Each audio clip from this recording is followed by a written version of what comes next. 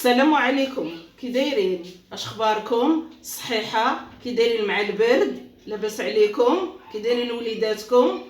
انا هاد الايامات وقفت الفيديو، وقفتو على بنت خويا تجي الاوقات اللي تيكون عندها خاوي في المدرسه عاد تجي تصورني انا، حيت ما عنديش بورطابل ما عنديش، وهي الله يرضي عليها اوقات الخاويه تجي تتصورني.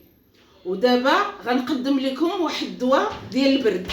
راه عرفتوا البرد دابا راه هو على الابواب، وهاد الدواء اللي تنقدم لكم هي بديانه، النفع البساني، الحلبه، السانوج، زريعه البصله الحمراء، زيت العود، العسل. هادشي كله تنغسلوه وتنقيه وتنطحنوه وتنخلطوه مع زيت العود ومع العسل. هادشي تيتخلط. انا معقمه هاد القراعي، معقماهم هما اللي تندير فيهم هاد الدواء.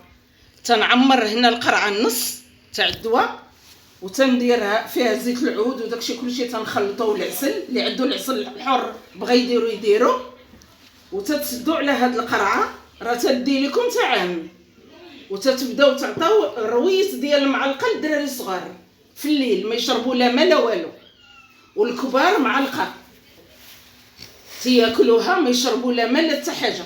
واللي بدا تيكحب تيخرج ديك الكحبه. وما نقولش لكم على هاد الدواء راه مفيد، انا تنديرو هذه مده باش تندير هاد الدواء. واللي مريض الله يشافيه